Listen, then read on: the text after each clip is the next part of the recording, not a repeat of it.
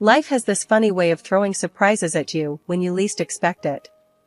That's exactly what happened to me, Elizabeth, a 30-year-old paramedic with a passion for saving lives and a knack for getting myself into the most unexpected situations. My life was mostly about rushing from one emergency to another, with little room for anything else. I never imagined that a broken-down car would lead me to the love of my life. It was a scorching July afternoon, and there I was, stranded on the side of the highway, staring at my car's smoking hood like it would magically fix itself if I glared hard enough. That's when he showed up. Jack, with his easy smile and hands that seemed more suited to holding a beer than a wrench. "Need a hand?" he asked, walking up to me with a confident stride that somehow didn't match his casual attire. I must have looked like a mess, hair sticking to my forehead and frustration written all over my face. "Unless you can perform miracles, I doubt it." "This piece of junk hates me," I shot back, more out of my day's frustration than any real annoyance at him. Jack chuckled, a deep, hearty sound that made me take a second look at him. "Let's not call the exorcists yet. I'm pretty handy with cars. Let's see what we've got."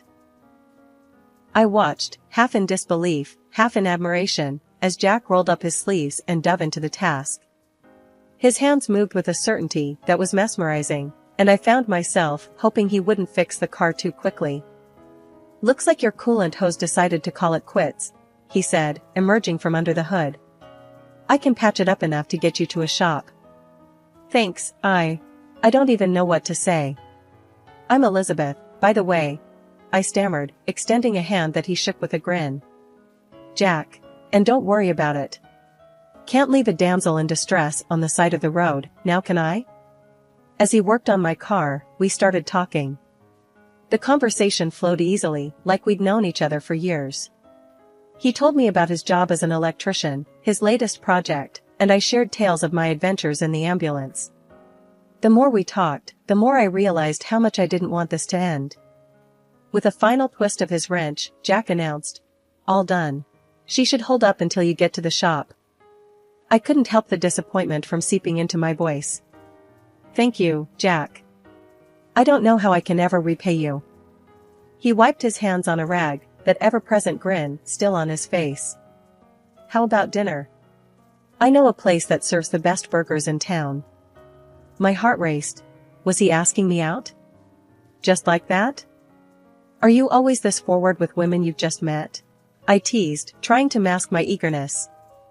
"Only the ones who look like they could use a good burger and some company," he retorted, his eyes twinkling with mischief.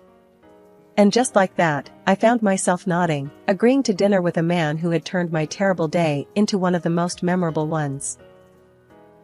Moving in with Jack's mom after we tied the knot seemed like the natural step, especially since my own folks had passed away years ago. Living in that big, somewhat cozy house, I found a second family I never thought I'd have again. Jack's mom, Martha, was a gem. She treated me like the daughter she never had, and our bond was solid. We'd spend hours chatting over coffee, sharing recipes, and just supporting each other through the ups and downs of life. It was comforting, having that kind of connection again. 2 years into this new life, Jack and I welcomed our little boy, Alex, into the world. With him came a joy I couldn't describe, but also a reality check. I hung up my paramedic boots, deciding to stay home and pour myself into raising our son and keeping our home. Jack continued his work as an electrician on those big government projects, always talking about the wires and gears, stuff that flew right over my head. But as the days blurred into a routine of diapers, baby giggles, and family dinners, tension started to brew. One evening, as we sat down for what I hoped would be a peaceful dinner, Jack's frustration boiled over. "Elizabeth, we gotta talk," he started, his voice tighter than the lid on a jar of pickles. "All right, shoot," I said, bracing myself for whatever was coming. I could tell by his tone it wasn't going to be about the weather. "It's about this." He waved his fork around, encompassing the whole house, our life, me. "Don't you think it's time you went back to work? You're losing yourself here." I felt a hot flare of anger at his words. "Losing myself? I'm raising our son, Jack. Keeping your home standing. That's not nothing. He sighed, a sound of exasperation that got under my skin. That's not what I mean, Liz. You're more than this. What about your license, your career? You used to save lives. I couldn't believe what I was hearing. So what, I'm just boring old housewife Elizabeth now. That it? No, that's not. He tried to backtrack, but the damage was done. Fueled by a mix of stubborn pride and a desire to prove him wrong, I started looking for ways to dip my toes back into the medical field, even if just part-time. It wasn't easy, balancing the demands of home with the search for something that felt like mine, but I was determined. Jack noticed the shift, the late-night job searches, the calls during Alex's nap times. "See, I knew you had it in you," he said one day, a note of "I told you so" in his voice that made me want to throw a cushion at him. "It's not about what you think, Jack. It's about finding a balance," I snapped back, tired of the insinuation that my life before was somehow less valuable. After we settled into the rhythm of our new life, with me juggling part-time work, caring for Alex, and keeping the house in some sort of order, things with Jack started to fray at the edges. He was on the road more often than not, his business trips stacking up one after the other. When he did come home, it was like a storm cloud rolled in with him, dark and ready to burst at any moment. Our house, once a place of laughter and warmth, had turned into a battleground of sorts. The air charged with tension you could almost see. Jack had complaints about everything, from the way I made his favorite spaghetti to the way I spoke, even going as far as to pick at how I dressed and how I was raising our boy. "Elizabeth, what's this mess?" He'd start, the minute he walked in the door, his eyes scanning the living room like he was looking for things to criticize. "And why's Alex still up? He should be in bed." I tried, God knows I tried, to keep everything perfect, to keep the peace. But nothing I did seemed right in his eyes. "I'm doing the best I can, Jack," I'd respond, my voice tired from the endless dance of trying to please him.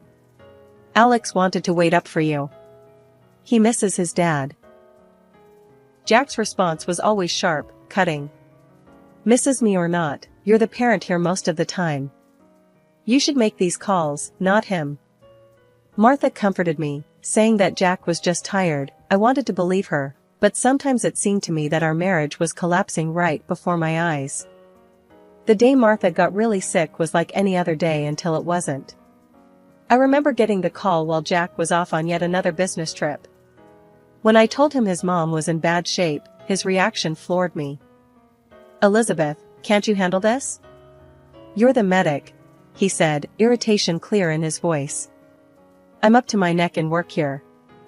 I couldn't believe what I was hearing. "It's your mom, Jack. She's really sick. This isn't just some small thing I can fix." With no support coming from his end, I did what I had to do. I got Martha to the clinic, praying it was something minor, something fixable. But fate had a cruel twist in store. The diagnosis was a brain tumor, inoperable. My heart sank. Martha's vibrant spirit didn't deserve this dark turn. As Martha's condition deteriorated, I found myself juggling more plates than I thought possible. Taking care of her, managing the house, raising Alex, it was a balancing act that left me drained.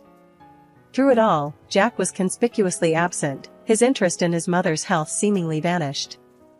Eventually, Martha's care needs became too much for me to handle alone. Reluctantly, I arranged for her to move to a specialized care facility. I visited her as often as I could, Alex always in tow. Those visits were bittersweet.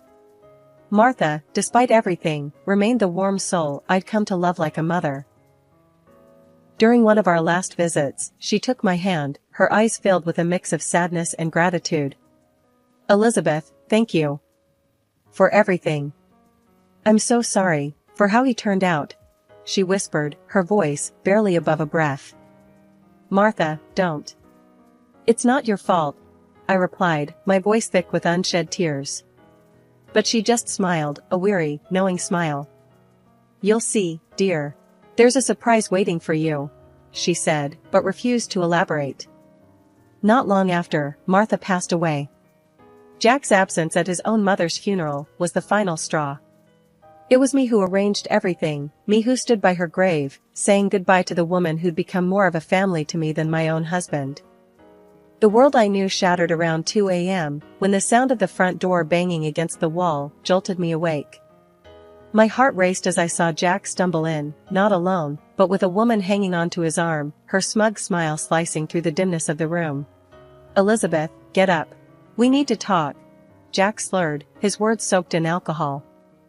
Blinking the sleep from my eyes, I struggled to make sense of the scene before me.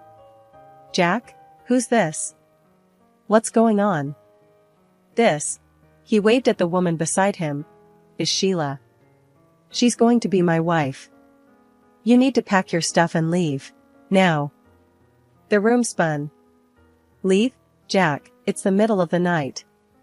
Where am I supposed to go with Alex?" I could barely get the words out, my voice a mix of disbelief and rising panic. Jack's expression was cold, detached. "Not my problem. I've been waiting for the right time and now's it. I'm done with you." Fumbling for my phone, I hit record, my mind racing. "Done with me? Jack, what are you talking about? Why do we have to leave our home?" He scoffed, a bitter laugh escaping him. "Our home? No, no. It's my house now. Sheila's and mine. We work together and have fun at the workplace.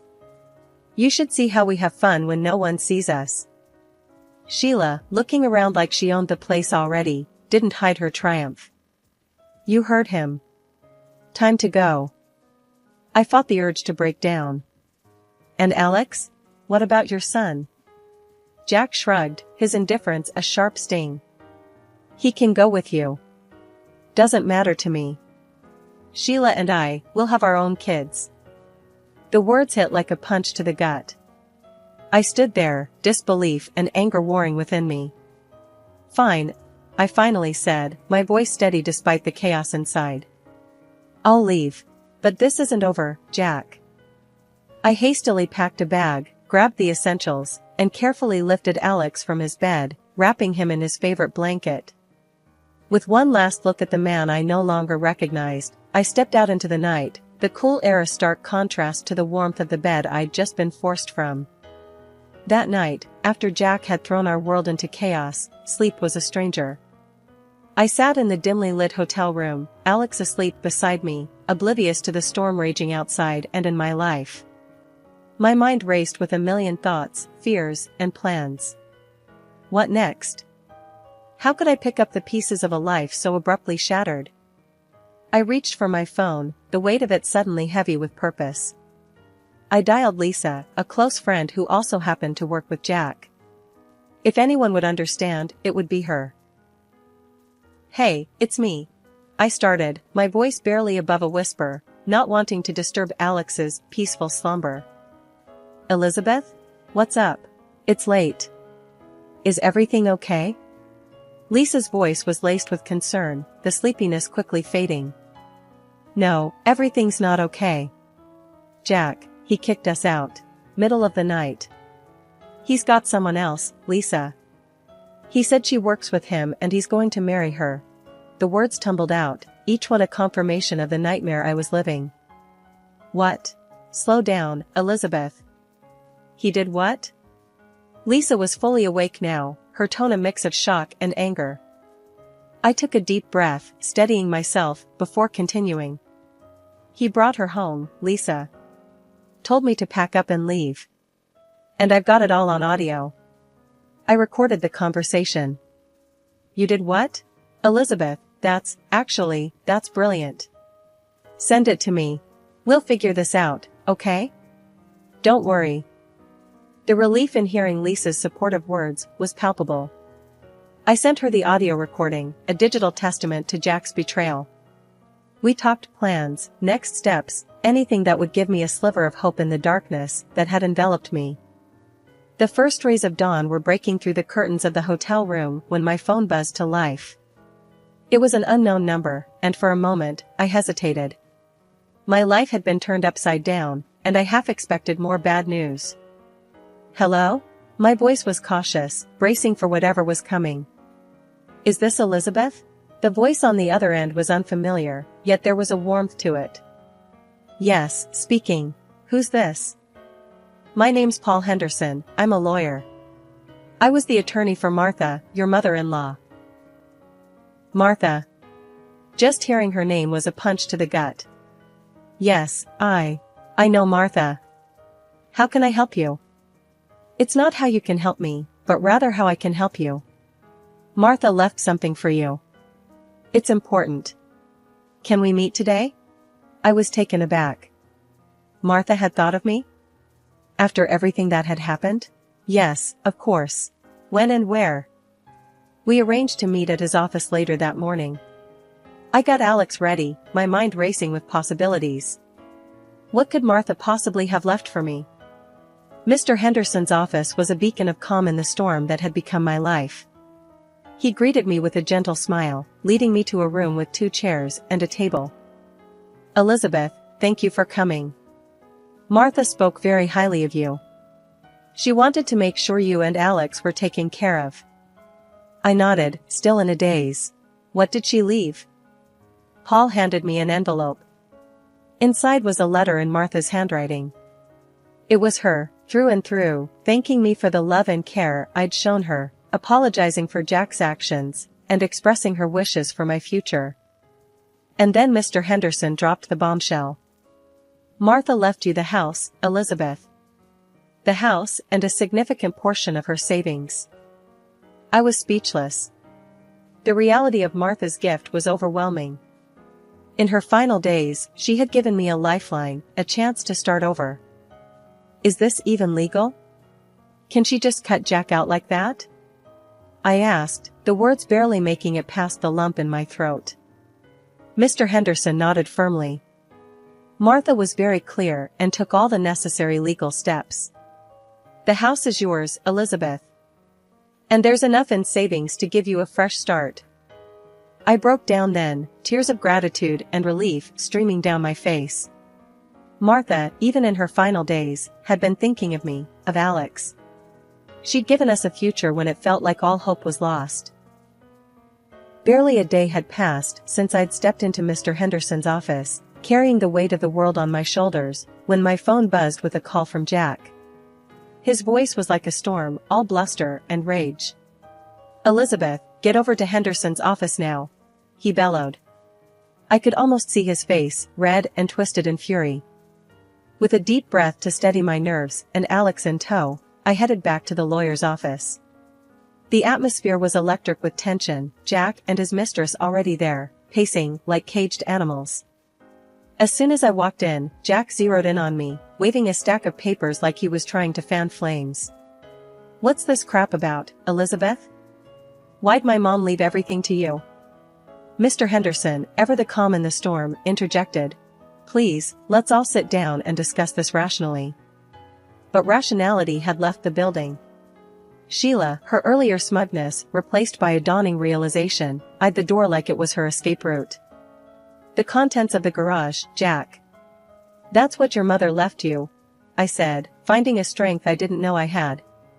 Everything else, she left to Alex and me. Jack's face contorted even further, if that was possible, a mix of disbelief and fury. The garage? What am I supposed to do with that junk? Mr. Henderson handed Jack another document, a letter from Martha. Your mother had her reasons, Jack. She hoped you'd find it in yourself to understand one day. Jack skimmed the letter, and I watched as the fight seemed to drain out of him, replaced by a sullen, defeated anger. This is bullshit. His mistress, finally seeing the writing on the wall, snapped. I'm not sticking around for this. I didn't sign up to be with a loser. And with that, she was gone, her departure as dramatic as her entrance into our lives. Jack, now truly alone, turned his frustration back on us. You'll pay for this. I'll sue. Mr. Henderson, unflappable as ever, cut him off. I'd advise against that, Jack. You won't win, and it'll just waste your time and money. The room went silent, the only sound the soft, uneasy breathing of everyone present. Jack, defeated and alone, finally slunk out of the office, leaving behind the chaos he'd created. In the aftermath of the storm that had upended my life, I found myself standing amidst the ruins of what had once been my world.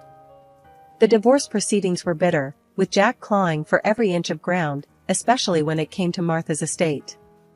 He couldn't seem to grasp that his actions had consequences, that the love and trust he had so carelessly thrown away couldn't be won back in a court of law.